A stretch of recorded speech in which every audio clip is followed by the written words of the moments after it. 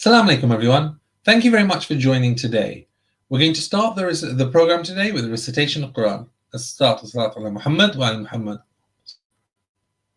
أعوذ بالله من الشيطان الرجيم. بسم الله الرحمن الرحيم.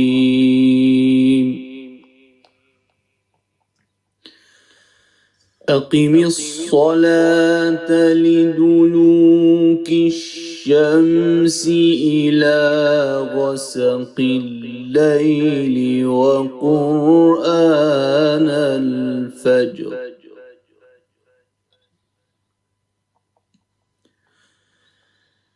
إن قرآن الفجر كان مشهودا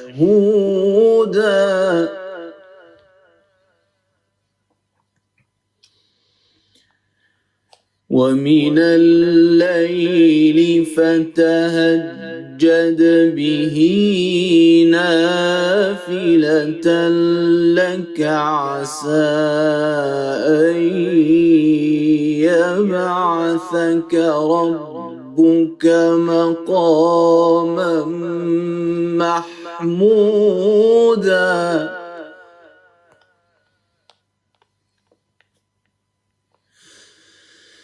وقل رب أدخلني مدخل صدق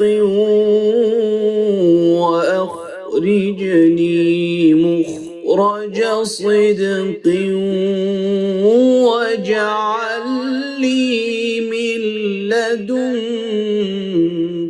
سلطانا نصيرا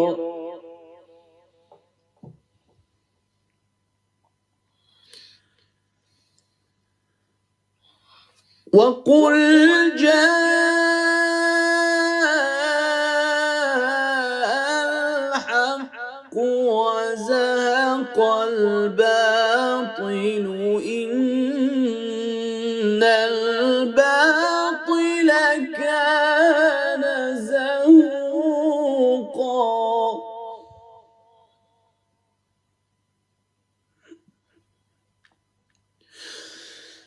وننزل من القرآن ما هو شفاء ورحمة للمؤمنين ولا يزيد الظالمين إلا خسارا.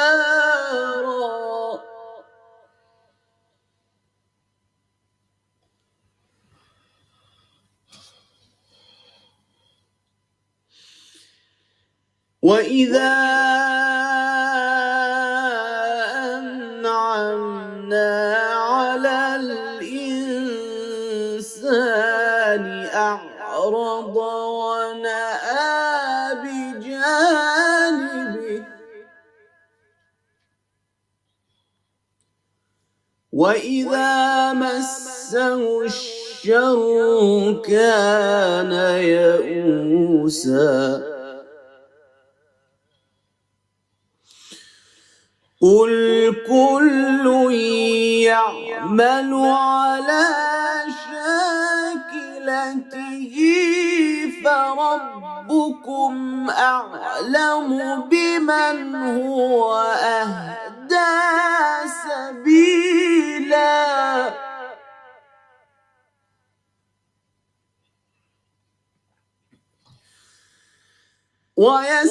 ويسألونك عن الروح قل الروح من أمر ربي وما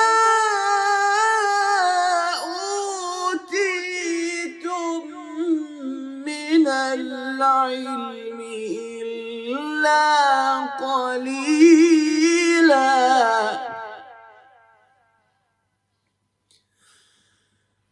وَلَئِن شِئْنَا لَنَذْهَبَنَّ بِالَّذِي أَوْحَيْنَا إِلَيْكَ ثُمَّ لَا تَجِدُ لَكَ بِهِ عَلَيْنَا وَكِيلًا. صدق اللہ العلی العظیم.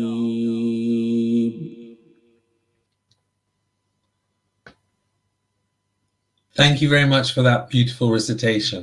We are now, before we go to the main talk, I'd like to just inform everyone that unfortunately Maulana Sayyid Ali Abid Rizvi passed away earlier this week. Please can we recite Surah Fatiha for him? Surah Fatiha.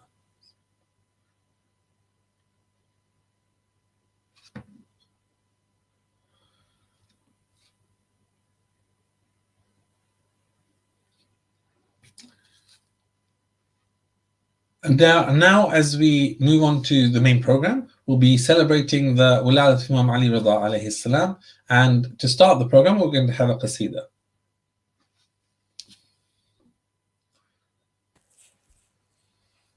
أفضل السلام والسلام عليك يا رسول الله محمد وآل محمد صلوات صلوا على محمد.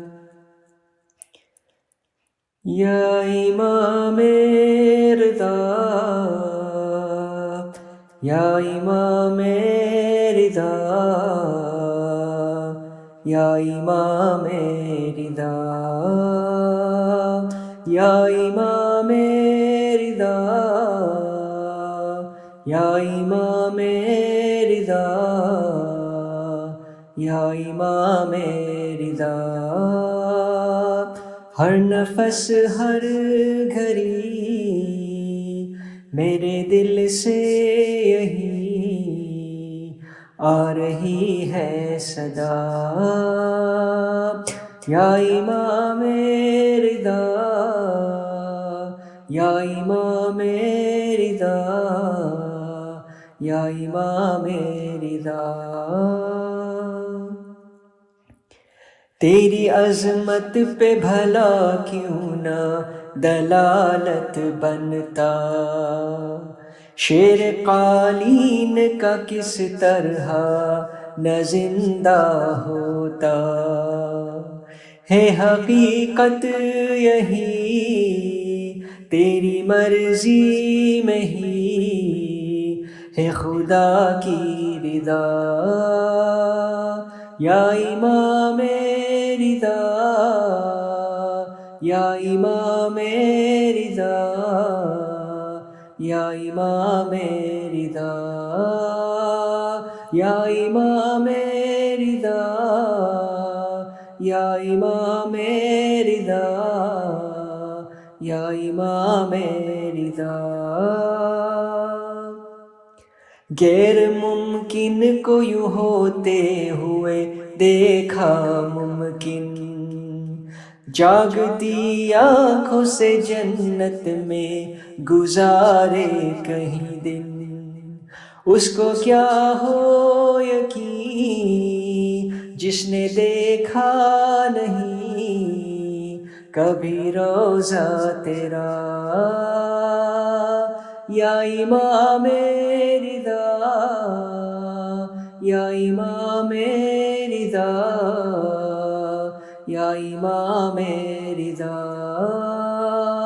یا امام رضا یا امام رضا یا امام رضا. آپ کے مشہد سے جو پلٹا ہوں تو میرے محسن، سانس لینا مجھے اچھا نہیں لگتا ممکن. پھر بھی ہے یہ سکون میں کہیں بھی رہوں دل وہی ہے میرا یا امام رضا یا امام رضا یا امام رضا یا امام رضا یا امام رضا یا امام رضا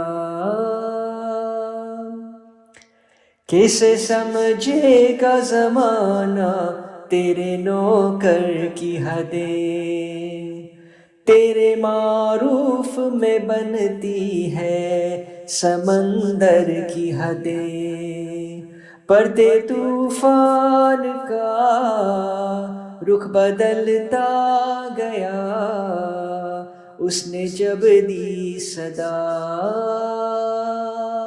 یا امام رضا یا امام رضا یا امام رضا یا امام رضا یا امام رضا یا امام رضا میرے اس وقت تیرے در پہ نظر ہے مولا پر تجھے میری مصیبت کی خبر ہے مولا در افتاد کر میری امداد کر تو ہے مشکل خشا یا امام رضا یا امام رضا یا امام رضا یا امام رضا یا امام رضا یا امام رضا التجا آپ سے کرتے ہیں امام حشر تم ان کے صدقے میں جنہیں کہتے ہیں معصومۂ قم جو پریشان ہے جلد کر دیجئے اس کی حاجت روا یا امام رضا یا امام رضا یا امام رضا یا امام رضا یا امام رضا یا امام رضا بر محمد و آل محمد صلوات اللہم صلی علی محمد و آل محمد. Thank you very much, Yusuf, for that beautiful recitation. We're now going to move on to the main talk today on the WILAADAT of Imam Ali Rida alayhi salam by Shaykh Ja'far Muhibullah, who has spent over 20 years studying Islam in America and abroad. He writes and speaks on a wide range of relevant and important topics representing the Muslim voice. Shaykh Muhibullah holds an MA in Islamic Studies from Duke University. He's participated in advanced studies in Islamic jurisprudence, Dars Kharij in Qom, Iran, and completed jurisprudence and research towards a PhD. His studies include Arabic, Persian, and Urdu literature, discourse analysis, Islamic philosophy, law, and theology, and he's currently the resident scholar of Islamic Ahlul Bayt Association in Austin, Texas, and also serves as a board member of the Interfaith Action of Central Texas. So let's welcome Salawat ala Muhammad wa ala Muhammad.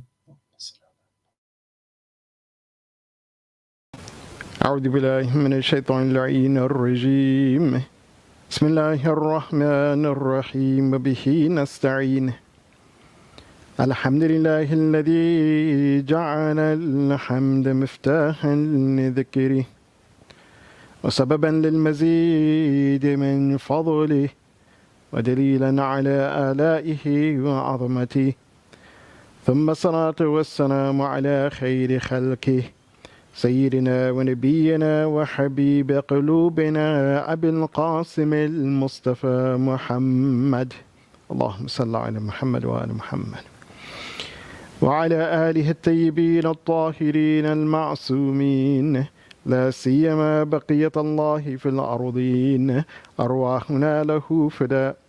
أما بعد، فقد قال الله سبحانه وتعالى في كتابه الكريم: بسم الله الرحمن الرحيم إنا سنلقي عليك قولا ثقيلا صدق الله علي العظيم. اللهم صل على محمد. Assalamu alaikum wa rahmatullahi wa barakatuh. Mu'mineen and mu'minat.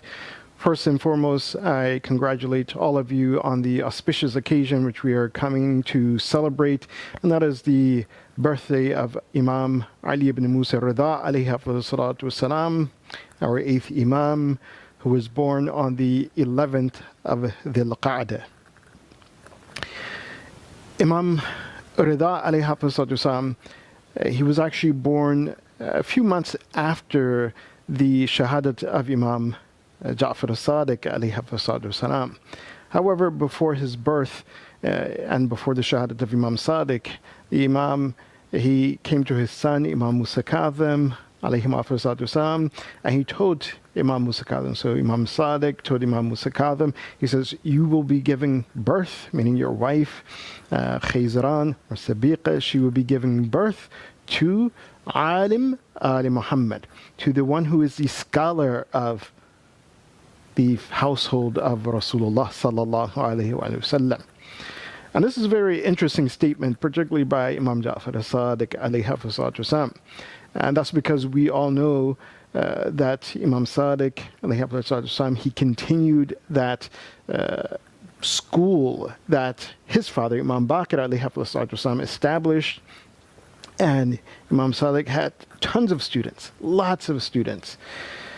And of course, when we look in our traditions and our riwayat, we perhaps find a majority of our riwayat from Imam Ja'far Sadiq alayhi wasallam, or those who they have been the students of Imam Sadiq or narrating something that goes back to Imam Sadiq.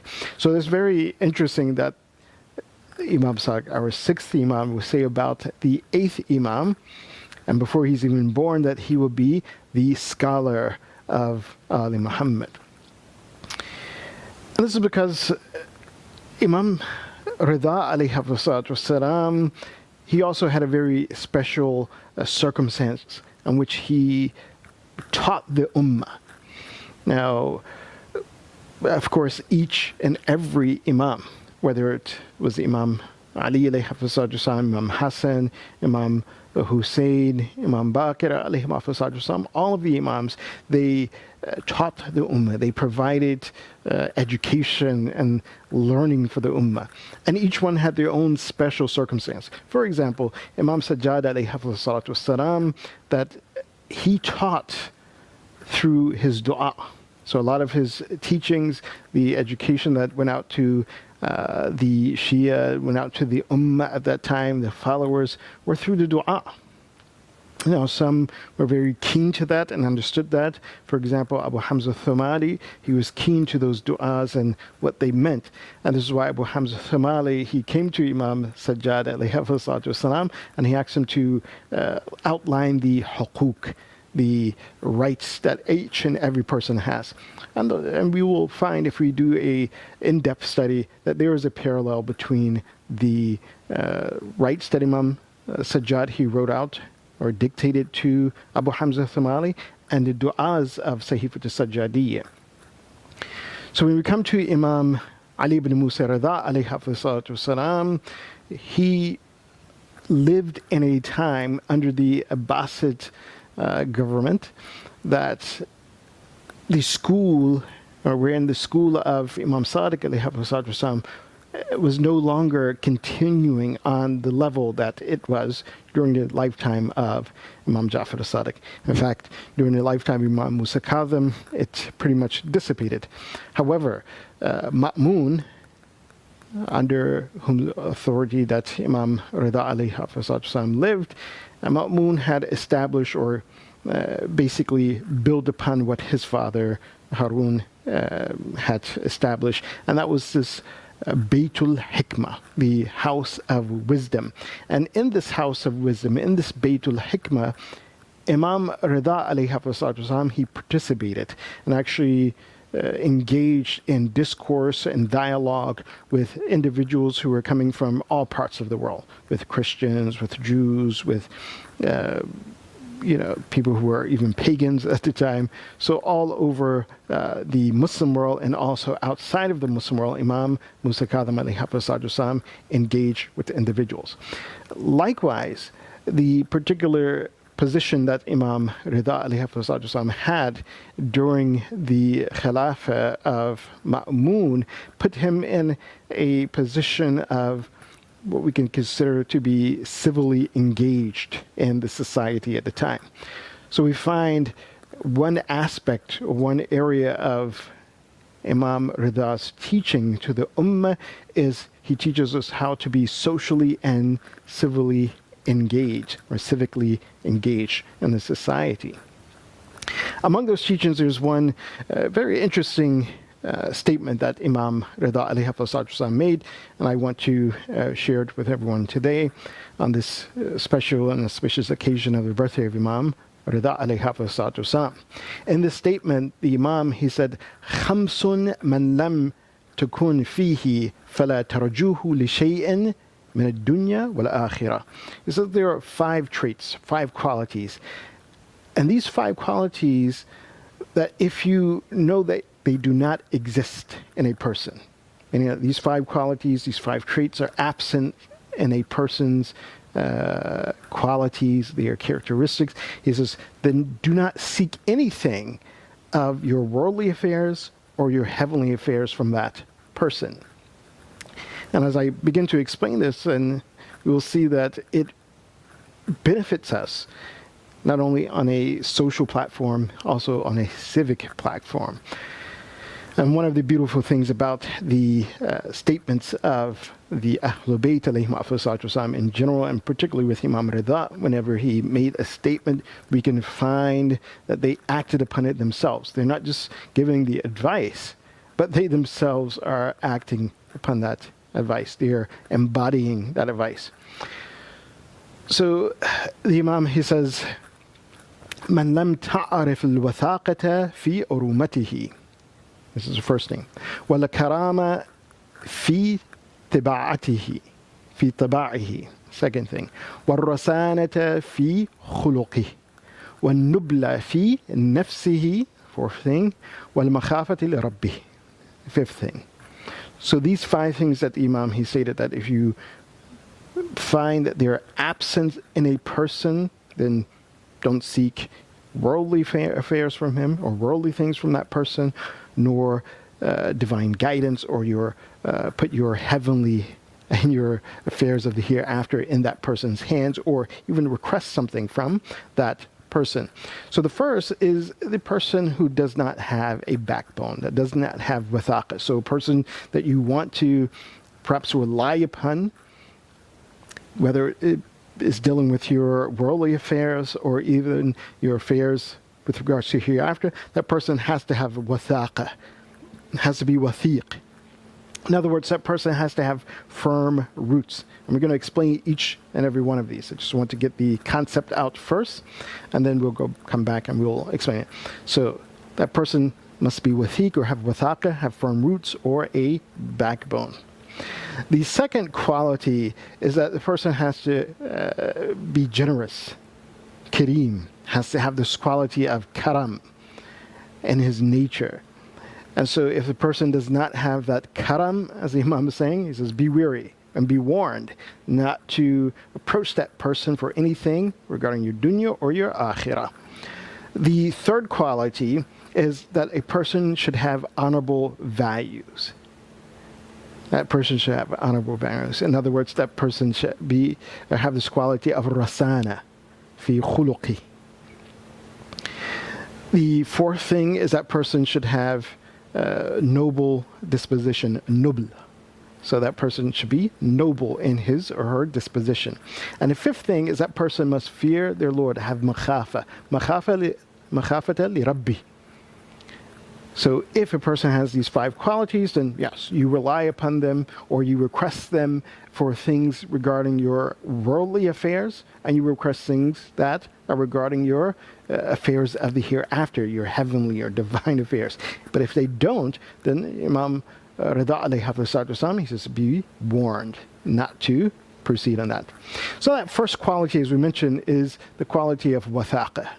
A person must be firmly rooted, firmly planted upon a path. And we'll speak about that path, what it is. One is the path of belief, of iman. And a second thing which we can understand from this al-wathaqa, this quality, is that they must be firmly committed as well to what they say. So if they have promised something, if they've committed to something, that person must have that quality of being wathiq or having wathaqa, that if they mention something to you, that they intend that. So with regards to this idea or concept of wathaqa in one's faith, in one's religion, we can refer to verse 70 of Surah Al-Ma'idah, wherein Allah subhanahu wa ta'ala, He states, وَلَقَدْ أَخَذْنَا مِيثَاقَ بَنِي إِسْرَائِيلَ وَأَرْسَلْنَا إِلَيْهِمْ رُسُلًا. So Allah subhanahu wa ta'ala, He talks about the idea or concept of wathaqa in this verse. So Surah Ma'idah, chapter 5 of the Qur'an, verse 70. Allah subhanahu wa ta'ala states that He's taken a mithaq, a promise. It comes from the same root as wathaqa. He's taken this promise and this commitment from Bani Israel.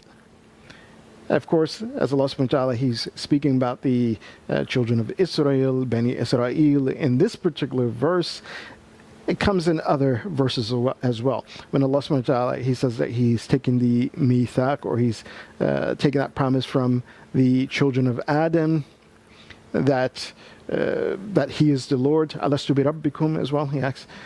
That is also a mithaq that Allah subhanahu wa ta'ala has taken from all of mankind, all of the souls of mankind. I'm just particularly pointing this out because the word mithaq is there in particular.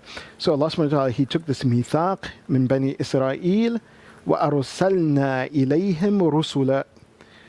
And a part of that mithaq, a part of that commitment that Allah subhanahu wa ta'ala took from Bani Israel is about following that path, the way of life that Allah subhanahu wa ta'ala has revealed to mankind through His prophets, to honor that way of life, to follow the prophets. And of course, as we know in the Quran, that mithaq, that commitment was broken. In other words, they were not firm on that path. They did not have a firm commitment. They did not have a what we can say a strong backbone to uphold that commitment. As we know that many of the prophets of Bani Israel were murdered by their followers, just as the children of Rasulullah sallallahu alayhi wa sallam, meaning the Ahlul Bayt, many of them were martyred also by the Ummah.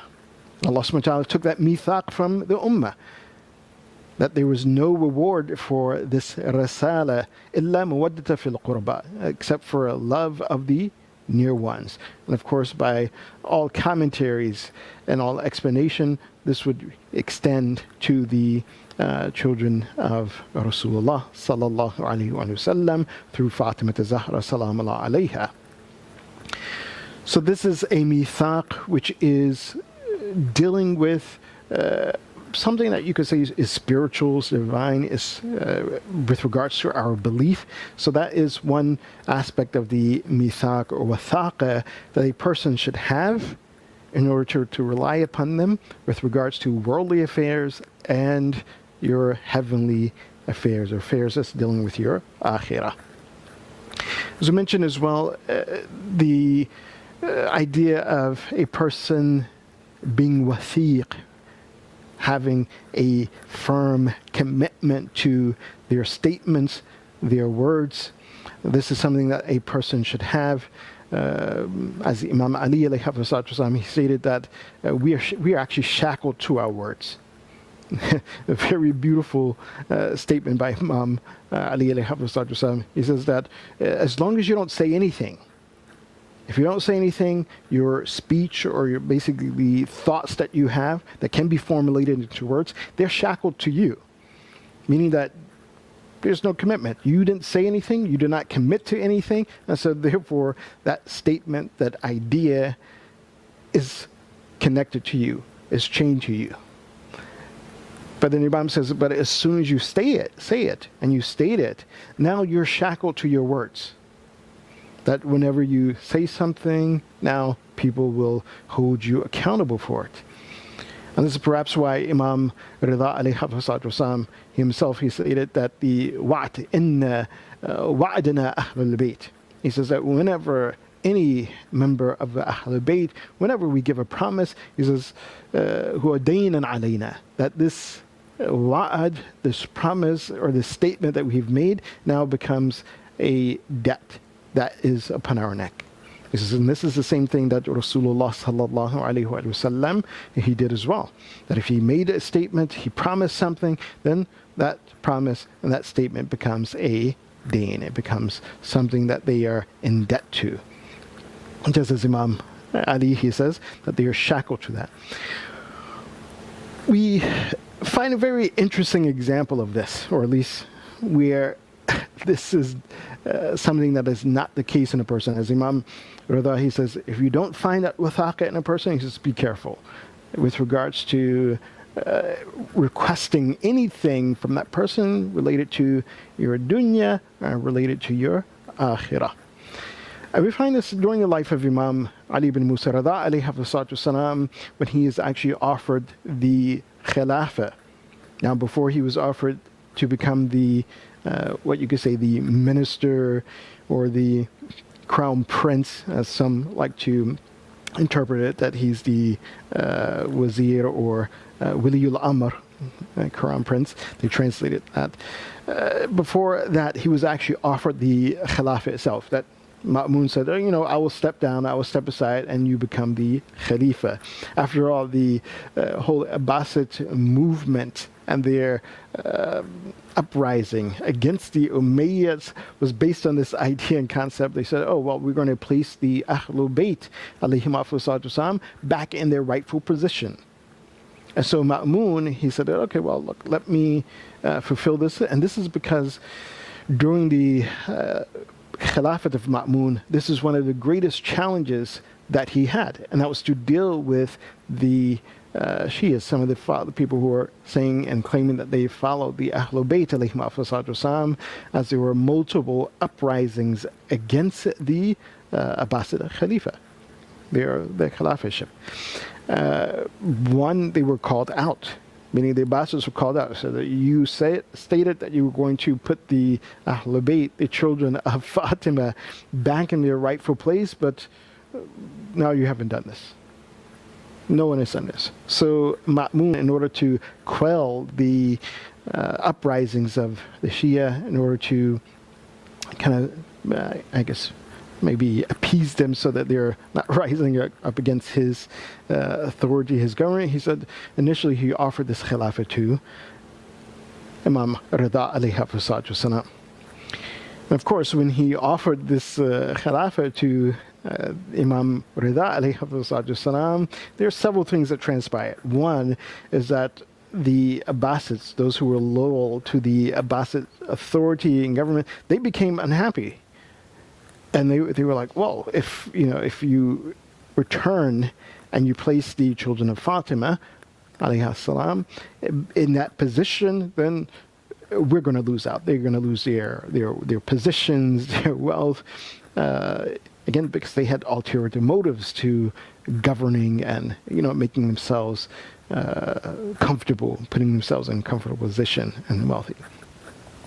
So Ma'mun, he wrote a letter, again, to appease those followers.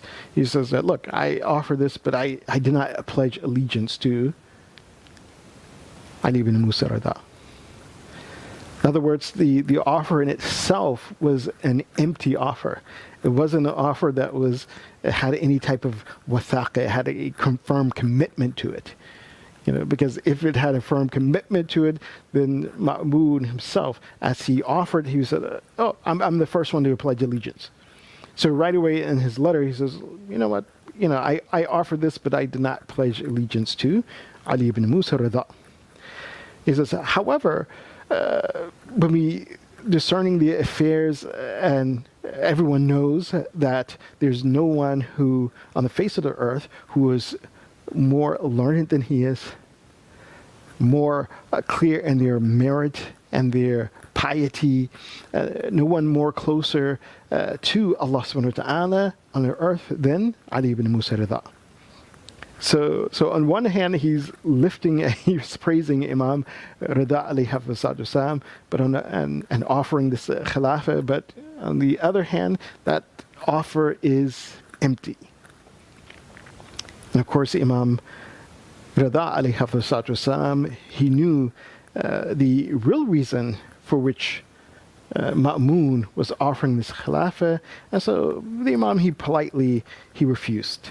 And in his refutation of accepting such a position from Ma'mun, again, very wise words from the Imam, and it actually takes into consideration this aspect of when you find someone who is not or does not have that quality of wathaqa or being wathiq, then you don't rely upon them or request anything from your worldly affairs or your affairs of the hereafter. So the Imam, he refused to accept the Khilafah, and then he wrote these words to Ma'mun. He says, listen, he says, if the Khilafah actually belongs to you, meaning that you're in a position that is rightfully your position, then he says, then it's not permissible for you to step down from that position and offer to someone else. Then he says, and likewise, he says that if the position of Khilafah doesn't belong to you, he says, then also you don't have permission to give someone something that does not belong to you. It's not your right. So how can you offer someone a thing that is not your right to even have? So in this statement, the Imam, he is, again, showing that, look, nothing from this position that you're offering, it has nothing in it for me in my worldly affairs or my affairs of the hereafter. In fact, when the Imam finally embraced that position to become the Waliul Amr, and that was only because the Imam's life was at stake, the Imam, he stated to Ma'mun, he says, I will accept this, but I will not be involved in placing anyone in any position of authority or giving my advice there, or to take someone out of a position of authority. So this would not be my position at all. Regarding that second trait and quality, which the Imam Ali ibn Musa Rida alayhi wasallam, he says that if this quality is absent from a person, do not seek anything of your worldly affairs or your heavenly affairs from that person. And that is the quality of karam, that a person is kareem, that a person has a generous nature. And when we think of this term of karam or kareem, at least in the Quranic sense, of course, one of the most beautiful ayats that comes to mind is when Allah subhanahu wa ta'ala, he says, "Inna akramakum indallahi atqakum." That in Surah Rum, that those of you who are most noble or even generous as well, this quality of karam, and to be the akram, the most generous or the most noble, because this word can be translated in several different ways. To have, or to be the most of, to have the most karam, or to be the most generous, then that person who's most generous before Allah subhanahu wa ta'ala, or more noble before Allah subhanahu wa ta'ala, atqakum. It's the one who is more conscious of Allah subhanahu wa ta'ala. And there is a connection between this karam that is mentioned here and also generosity, being someone who is giving. Because a person who is conscious of their duty before Allah subhanahu wa ta'ala, conscious of Allah subhanahu wa ta'ala, they're conscious of how they must engage socially and civilly with people, whether that person is poor, whether that person is wealthy, whether that person is a Muslim, whether that person is a non-Muslim, then the foundation of those interactions is based on your consciousness of Allah subhanahu wa ta'ala, your taqwa Allah. Another aspect of this generosity that we must understand, and that we learn from Imam Sadiq alayhi wasallam, and of course Imam Rida alayhi wasallam also embodies this quality and this aspect, even this concept of karam, perhaps a concept that many of us, we don't think about. That what exactly is generosity, and what is at the root of generosity?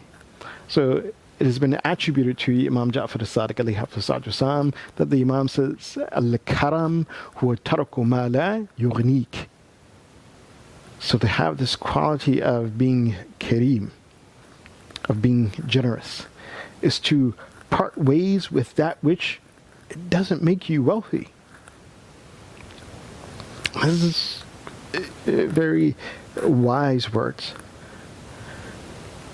So what actually makes us wealthy? Many of us, we think that, oh, well, if I work, I'm making a six-figure salary or this and that, and hey, I'm wealthy. So the Imam, he says, look, to be generous is to part with that doesn't really make you wealthy. This doesn't mean that you don't earn to take care of your family, take care of yourself, and live nicely. But true wealth is not in that. True wealth is, again, having and enriching your life in the akhirah. But it comes by planting the seed and sowing the seed in this dunya. And part of planting that seed is being generous, being kareem, or actually being, as the son of Imam Ali ibn Musa Rida alayhi wasallam, his nickname was Al-Jawad, to be generous. And that generosity, as we understand from many of the ulama of akhlaq and those who have saintly qualities, they say, "Huwa ibtida'u bil-'ata' qabla su'al." In order to truly, or to reach the highest point of generosity, is to reach a state in which you actually give people before they even ask. And how do you understand to give someone before they even ask? Again, being connected to Allah subhanahu wa ta'ala. Inna akramakum indallahi atqakum. To be connected with Allah subhanahu wa ta'ala and to perceive the state of individuals, to perceive the state of people. And that before they even come to ask for something, to request for something, that you understand that no, this person is in need. And instead of making them or putting them in the position that, hey, they may not feel comfortable with coming forward to request or to ask something. No, I'm going forth. I'm going to give them something before they even ask. Or, as Imam Rida alayhi wasallam, he also stated, look, you invite people in to yourself. Because the opposite of being kareem in the sense generous is being bakhil. And Imam Rida alayhi wasallam, he says that if you want to see the difference between that person who is generous and that person who is not, who is bakhil, is that generous person will invite others to their home to partake of their food.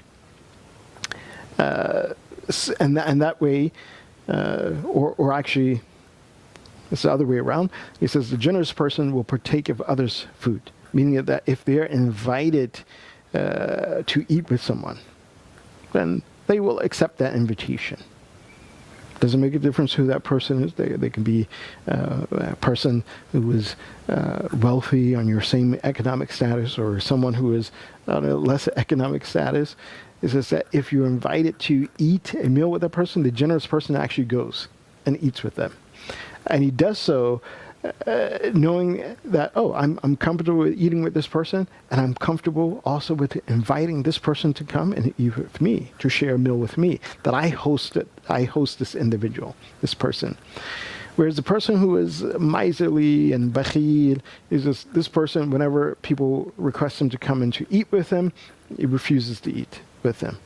Why? Because then you will feel in debt that, oh, well, if I eat with them, then I'm going to have to be polite and invite them to my place to eat at my place. I have to host them.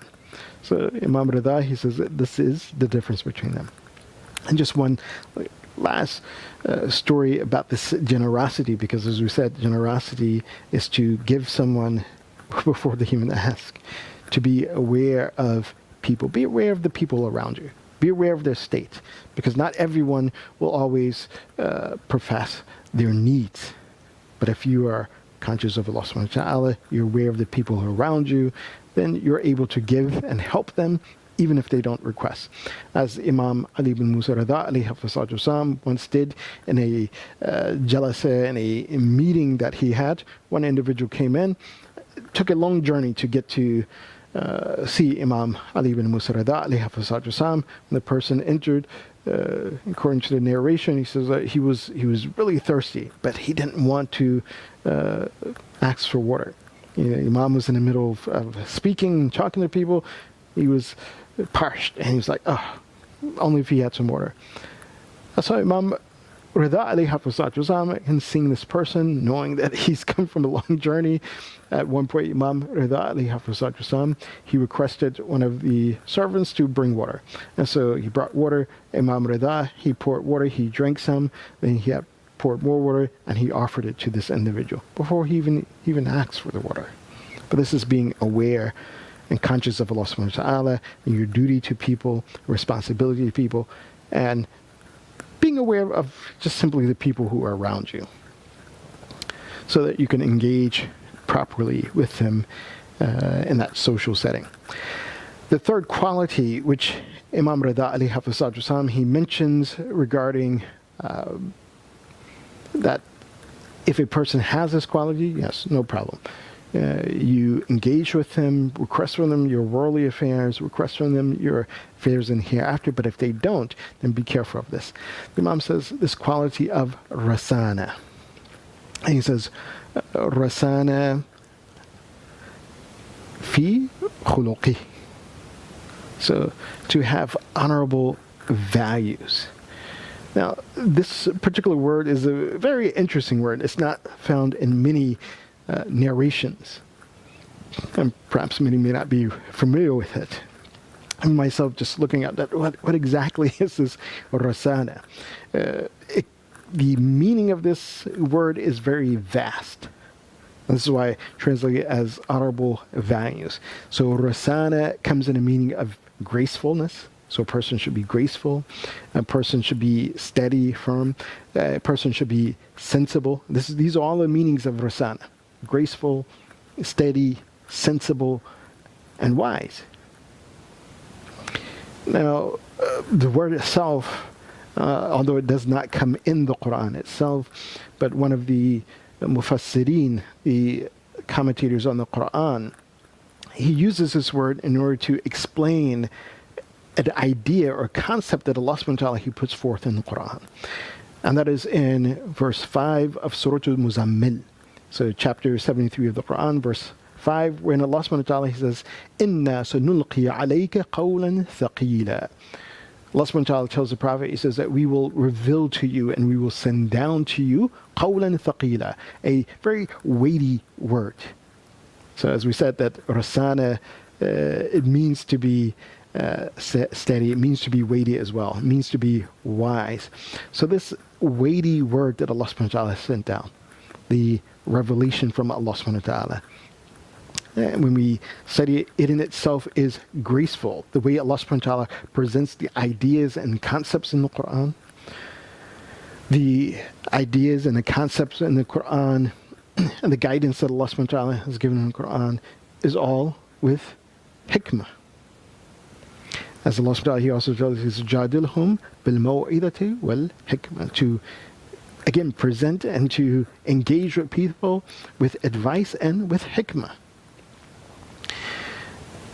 And of course, without doubt, when we read the Quran and we understand the stories, those commands, the prohibitions, all that Allah subhanahu wa ta'ala has given in the Quran, that they are all sensible. They're all with, again, guiding us in every aspect of our life to the best way of life.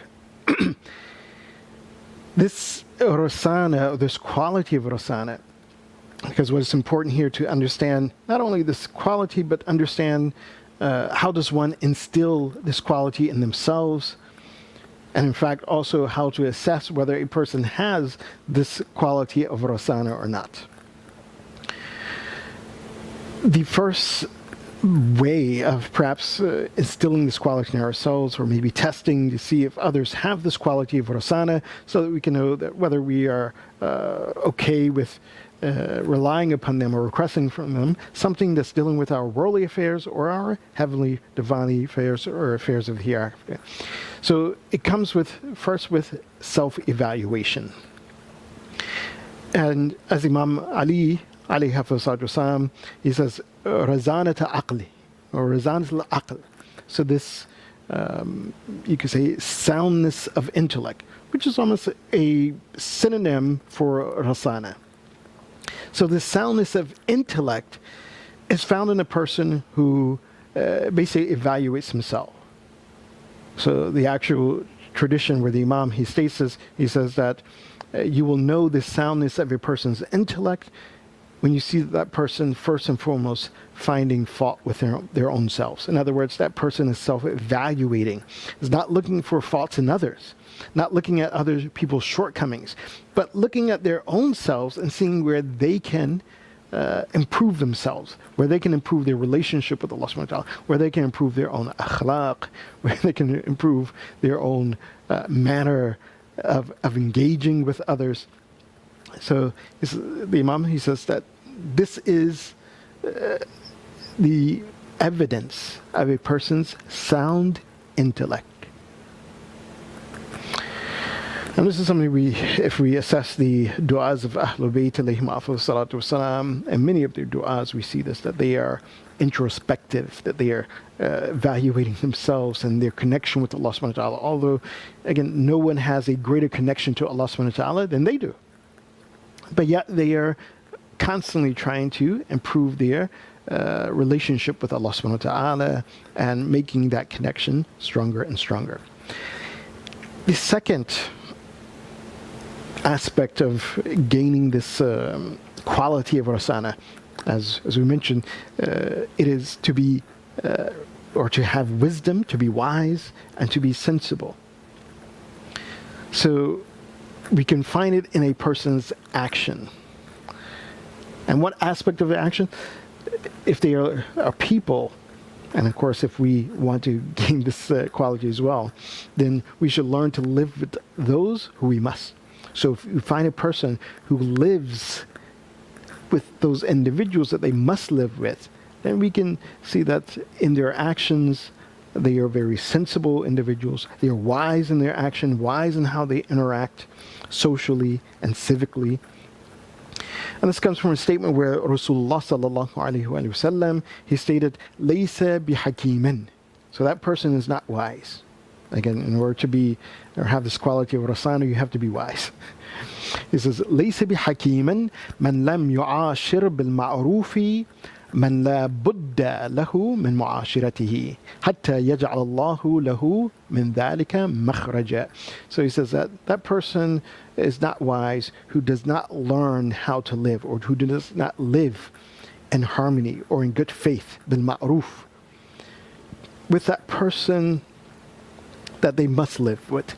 Man la budda lahu min mu'ashiratihi. In other words, when we look at our surroundings, where we live at, whether we live in a Muslim country, whether we live in not a Muslim country, whether we live in a place that is implementing the Islamic law to the best of their ability, or we're living in a place where they have no heed of Islamic law, have no heed of the laws that Allah subhanahu wa ta'ala revealed in the Revelation, whether in the Torah, Injil, or whatever. He says when you're living in that situation, he says that person who doesn't learn and doesn't understand how to live in that situation, yu'ashir bil ma'ruf, live in good faith, in the best of manners, in that situation, hatta yaj'al Allahu lahu min dhalika makhraja, until Allah subhanahu wa ta'ala removes that person from that situation. Either they have the opportunity to make hijrah, they leave, they go somewhere else, or Allah subhanahu wa ta'ala takes their life and they return back to Allah subhanahu wa ta'ala. So in either situation, that if one does not understand how exactly to live with those people around them, whether they are like-minded, whether their ideas and their beliefs are completely opposite, and not simply just live, just simply to live. The Prophet says, "Yu'ashir bil ma'ruf," live in the best of manners, to live in good faith, to live in a way that your interaction, the mu'ashira, has some sort of value to it. A value to it, and perhaps quite so add value to other people's lives. I mean, we look at the lives of Rasulullah sallallahu alaihi wasallam. We look at the lives of all of the Anbiya, the stories of the Anbiya. Again, they didn't live in an idea situation. They didn't live in utopia. The Ahlul Bayt, the Imams alayhim afdalus salatu, they did not live in utopia. They lived in a situation that was difficult. As we know from the life of Imam Ali ibn Musa Rida alayhi salatu wasalam, he went to Khurasan because if he had not accepted, of course, the Khilafah was offered to him, and it was insincerely offered to him. Then he was offered to be the Waliul Amr, the crown prince, or the one who would next be in charge. Of course, he refused that as well. But then an ultimatum came: if you don't come, then okay, we will kill you, and there will be a massive war against the followers of Ahlul Bayt alayhim afdalus salam. So Imam Ali ibn Musa Rida alayhi salam, he accepted that invitation to be Waliul Amr, of course with his own conditions. So he learned how to navigate that situation, which also comes about in this next aspect of having this quality of razana, is learning how to manage those who you must manage those who are around you, to learn how to live bil ma'ruf, in the best of manners and in good faith, but also learn how to manage that situation. As Imam Ali alayhi wasallam, he says, "Laysa al-hakim." He says that person is not wise. Man lam yudari man la yajidu buddan min mudaratihi. He says that person is not wise who does not learn or does not know how to manage the people around them that they must manage. So learn how to live in your particular situation, your context.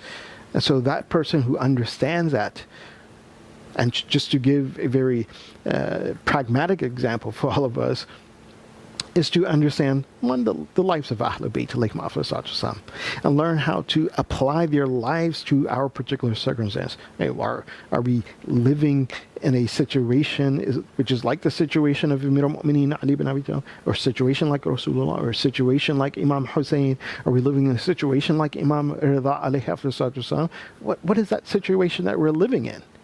And where do we pull the inspiration from their lives to understand how we should live with others in the circumstances that we're living with, or how we should manage the affairs around us as they manage the affairs around them? And one very quick example of this that we find in the life of Imam Rida alayhi wasalam, and that was when he invited his sister Fatima Ma'asuma alayhi salam, although she never made it to Khurasan. But Imam Rida alayhi wasallam invited Fatima Ma'asuma to come to Khurasan. And when we look at the history, he invited her particularly to take place and to be involved with the Baytul Wisdom, the house of wisdom, Baytul Hikmah. And this is because there was a section of it where there were women also engaged in discussion and dialogue and debate and discussion. And some of those women were the wives or daughters of Ma'mun. And of course, Fatima Ma'asuma alayhi salam was someone who was way more knowledgeable. So Imam Rida, he sent message for her to come to Khurasan, to engage, that Imam Rida himself, he will be engaged in the debates and the conversation with the men. And Fatima Ma'suma, she will be engaged in the debates and conversation with the women. So the Imam, you could see that he was managing that situation. And he called her to, again, to further his management, al-mudara and mu'ashira, in that particular context. The fourth trait and characteristic that Imam Rida alayhi wasallam, he warns us about, that a person should have this quality. If they do not, then be weary of seeking favors from them with regards to your worldly affairs or your heavenly affairs or affairs dealing with your akhirah. And this is the quality of nubl, a noble disposition. And in fact, this word and concept means that a person who actually derives pleasure from doing good. So that's what that nubla is. And nubla also means to be, as I said, noble, have this concept of sharafa, to be sharif. And of course, this idea of being sharif also goes back to taqwa, as Imam Ali, he says, at-taqwa zahiruhu sharafud dunya wa batinuhu sharaful akhirah.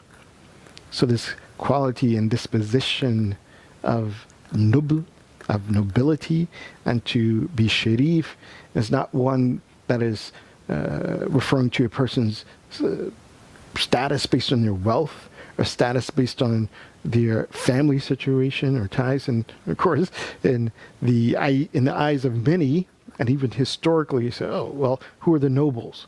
The nobles are always those people who have a certain amount of wealth, and they were of ruling class. But this is not the concept that is intended by Imam Ali bin Musa Rida. It is very specific, as Imam Ali, he states, that it's based upon taqwa. This person who is conscious of Allah subhanahu wa ta'ala, because it's apparent situation, zahiruhu sharaf, sharafud dunya. So that person who has taqwa, they are noble in this world. Wa batinuhu sharaful akhirah. And then also in the hereafter, they have nobility. Something we see that also in the letter of Ma'mun to the Abbasids, when they were concerned that Ma'mun had offered the Khilafah to Imam Rida, Ma'mun himself, although he had no intentions to give the Khilafah, but he very specifically, he says that, look, there's no one that is more noble, more learned, more connected to Allah subhanahu wa ta'ala, no one on this face of earth than Ali ibn Musa Rida, which was a truthful statement. So in order to gain this quality or this noble disposition, we have to conquer ourselves. We have to conquer ourselves. In other words, conquer our nafs and not let our nafs get the best of us. And the fifth and last quality, for the sake of time, is to have this quality of makhafati rabbi, to be fearful of Allah subhanahu wa ta'ala. And it's not a sense of being fearful of Allah subhanahu wa ta'ala, fearing Allah subhanahu wa ta'ala's punishment or his wrath. Because once a person has those other qualities, as we saw that some of them based on this idea or concept of taqwa, being conscious of Allah subhanahu wa ta'ala. And taqwa, when we look at it in terms of Arabic, its Arabic definition means a station, al-maqam, bayn al-khawfi wal-raja, a station between fear and hope. And that fear is not fear of the wrath and punishment of Allah subhanahu wa ta'ala, but fear being disconnected from Allah subhanahu wa ta'ala. And hope to always be connected to Allah subhanahu wa ta'ala. Hope to always be in the service of Allah subhanahu wa ta'ala. Hope to be in the favor of Allah subhanahu wa ta'ala, and not to, and fear that maybe I would do something and I fall out of the favor of Allah subhanahu wa ta'ala.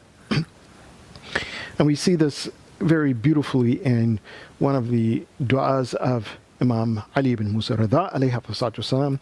And I'll end with this du'a and just a short explanation of it or translation of it, because truly it's very beautiful.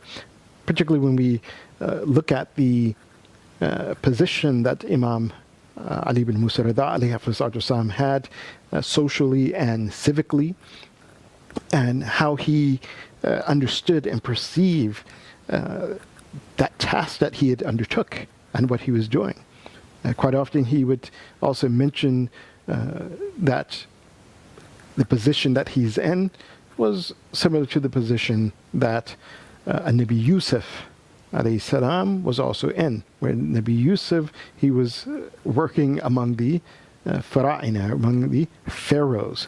But of course he was working among them in order to fulfill a duty and responsibility to present the best of examples, to present the example of someone who lived a life based on tawheed and connected to Allah subhanahu wa ta'ala.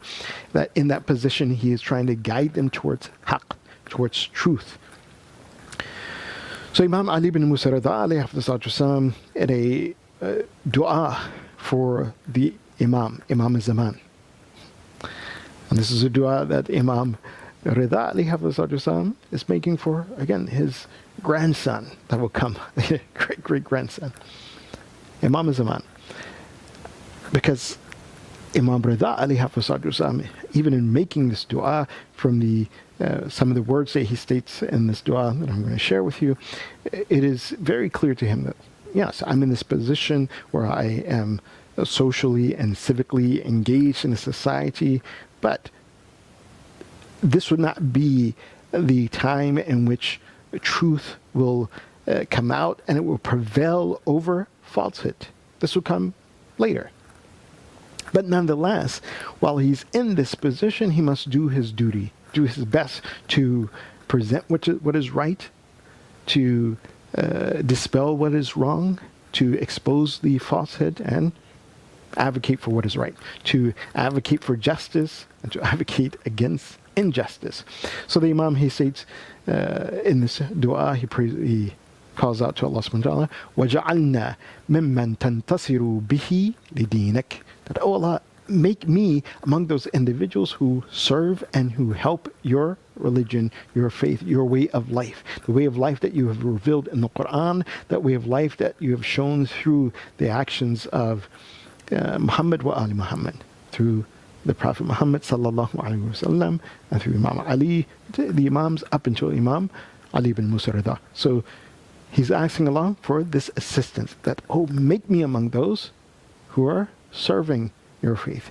وَتُعِزُّ بِهِ نَصْرَ وَلِيِّكَ, and by assisting the true way of life, your way of life, that I will be honoring and helping. وَتُعِزُّ بِهِ نَصْرَ وَلِيِّكَ, and I will be strengthening, you can say that, تُعِزُّ, I will be strengthening the help, my help for the waliyuka, for the one who will come later, the Waliul Amr, meaning Imam Zaman Ajr for Sharif. So again, being socially and civically engaged, as Imam Rida alayhi he's showing that, again, yes, you engage, but our principle is to be helping and serving the way of life, which is a way of life, the dinika, meaning justice. If you want to sum up the deen of Allah subhanahu wa ta'ala, especially when it comes to social and civic affairs, is to establish justice. كُونُوا قَوَامِينَ بِالْقِسْطِ شُهَدَاءَ لِلَّهِ, be those who establish justice and bear witness for the sake of Allah subhanahu wa ta'ala. And by doing so, you're helping the Waliul Amr, you're helping Imam Zaman Ajr for Sharif. Then Imam Rida, he continues, he says, وَلَا تَسْتَبْدِلْ بِنَا غَيْرَنَا. He says, and don't replace us.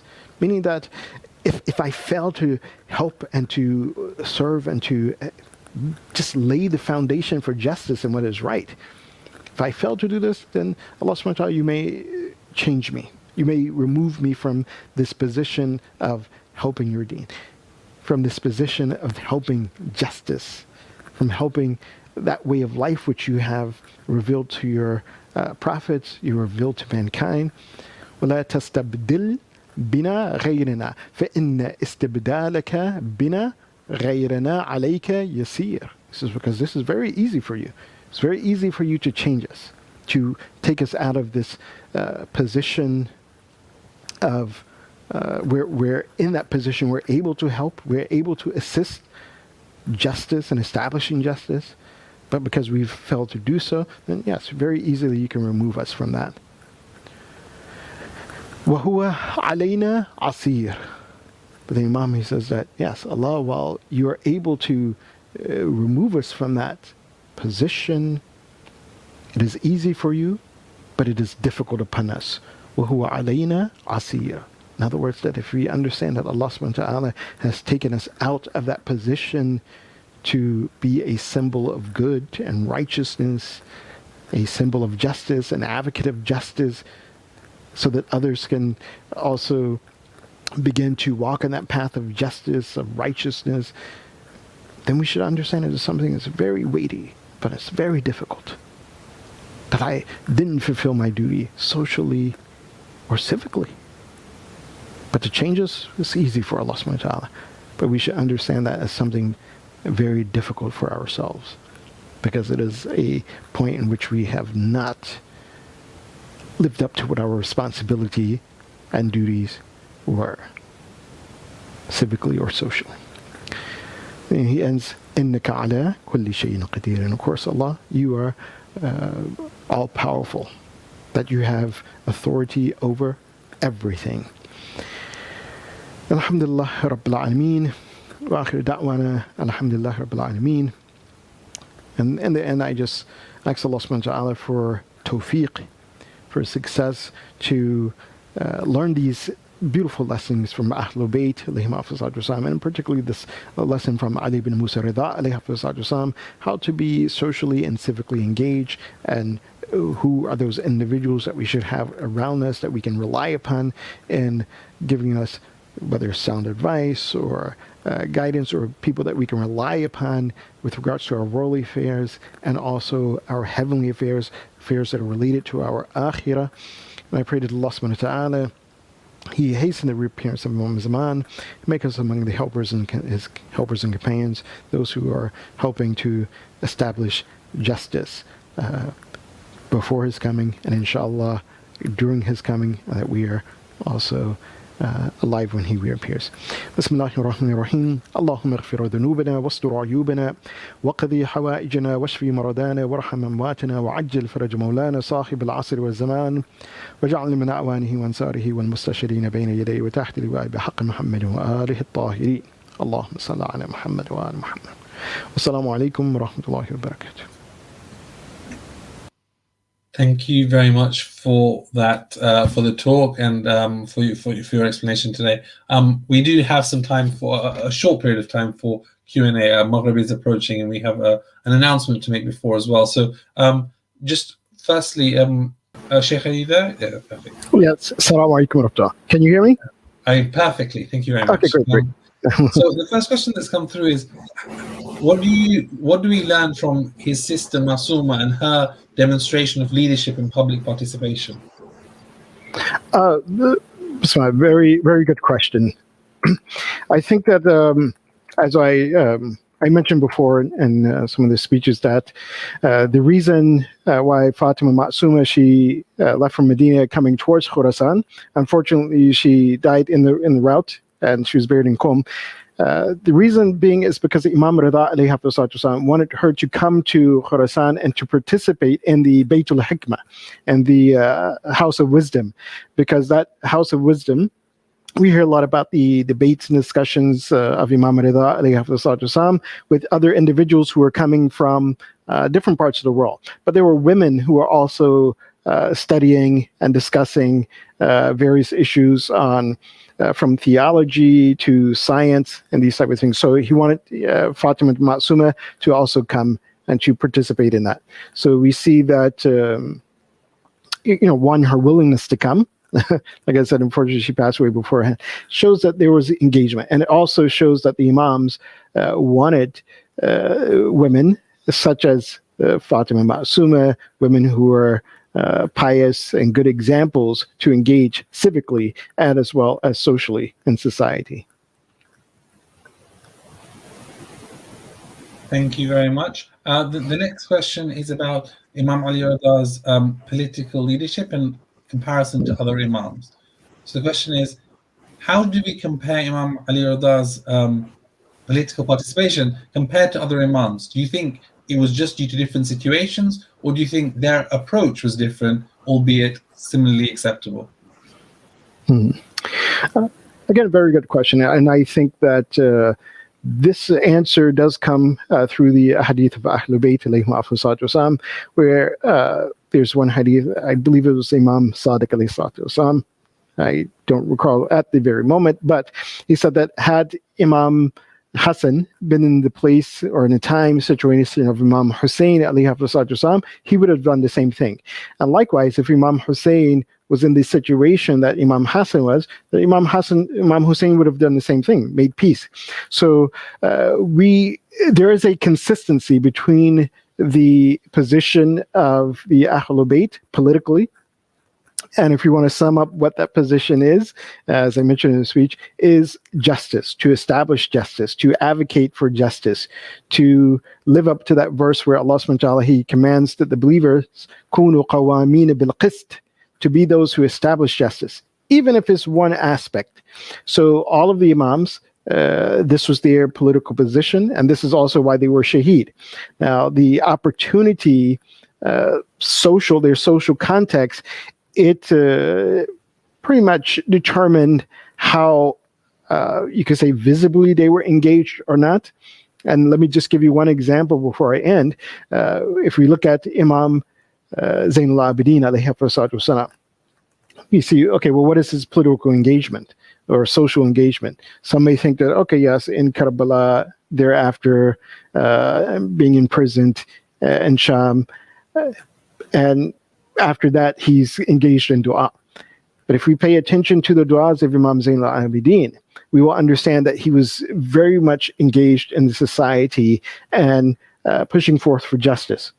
One of the things that he mentioned as when he returned to Medina, he said that there's not even 20 people who understand the haqq, the rights of the Ahlul Bayt in Medina. And this is very astonishing. That right after the martyrdom of Imam Hussein, he says you can't find 20 people who truly understand the haqq of Ahlul Bayt.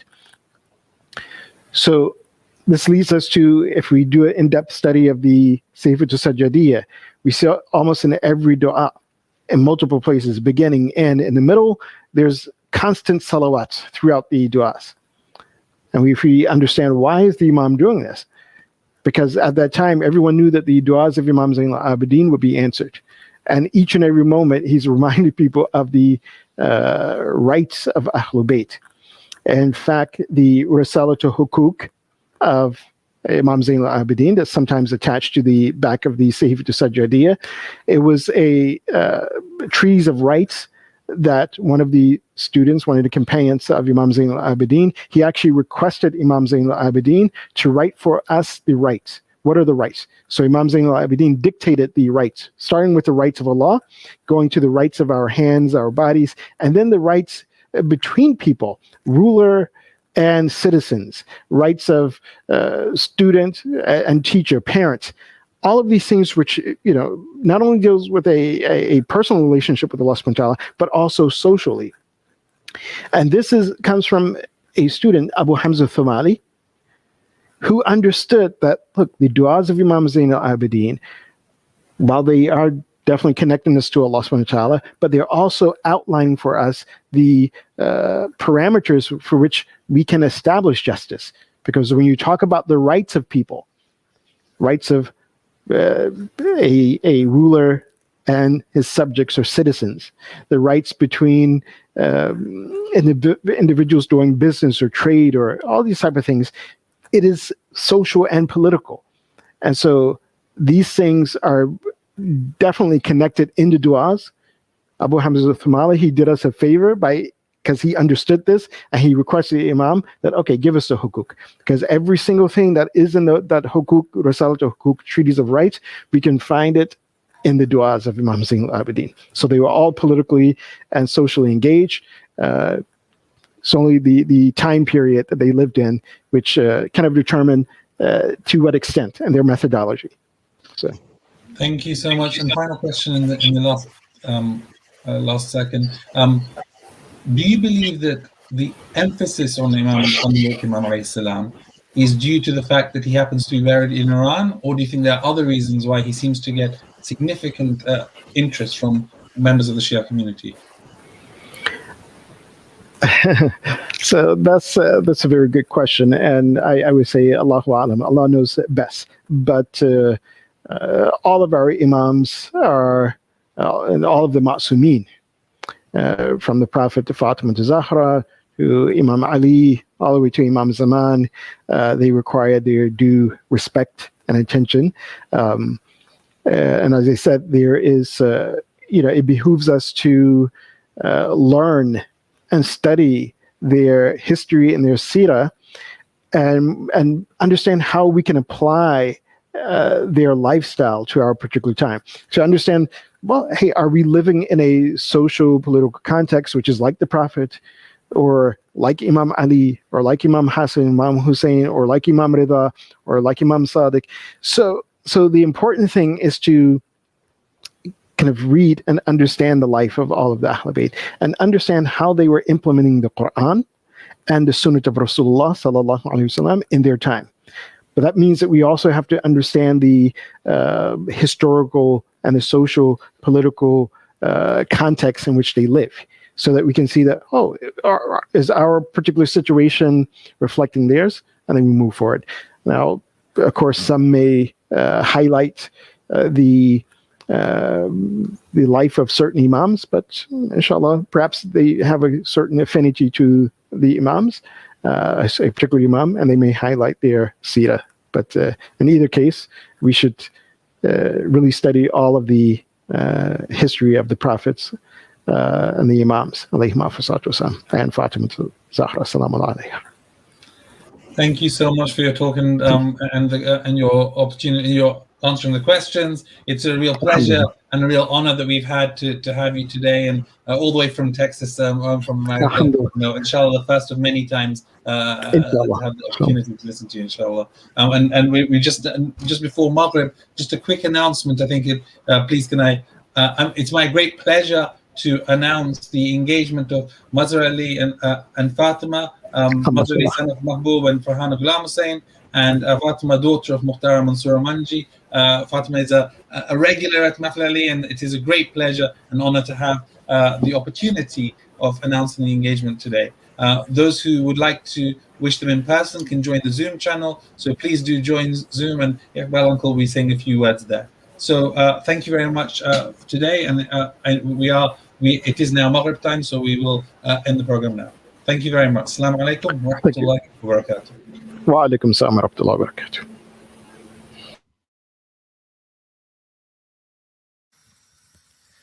بسم الله الرحمن الرحيم اللهم صل على محمد وآل محمد السلام عليك يا سيدي يا مولاي يا رسول الله السلام عليك يا سيدي يا مولاي يا نبي الله السلام عليك يا سيدي يا مولاي يا محمد بن عبد الله ورحمة الله وبركاته السلام عليك يا رسول الله وعلى ابن عمك أمير المؤمنين علي بن أبي طالب وصي رسول رب العالمين السلام عليك يا رسول الله وعلى بضعتك الصديقة الطاهرة فاطمة الزهراء سيدة نساء العالمين السلام عليك يا رسول الله وعلى زوجتك الوفية الغراء خديجة الكبرى أم المؤمنين السلام عليك يا رسول الله وعلى ولديك الإمامين الحسن والحسين سيدي شباب أهل الجنة السلام عليك يا رسول الله وعلى أئمة المسلمين من ذرية ولدك الحسين علي السجاد ومحمد الباقر وجعفر الصادق وموسى الكاظم وعلي الرضا ومحمد الجواد وعلي الهادي والحسن العسكري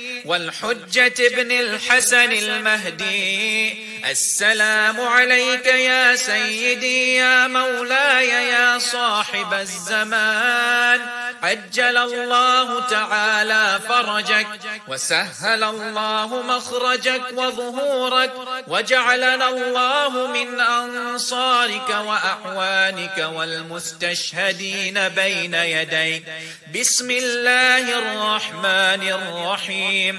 اللهم كن لوليك الحجة بن الحسن صلواتك عليه وعلى آبائه في هذه الساعة وفي كل ساعة وليا وحافظا وقائدا وناصرا ودليلا وعينا حتى تسكنه أرضك طوعا وتمتعه فيها طويلا. وصل اللهم على سيدنا ونبينا محمد وآله الطيبين الطاهرين.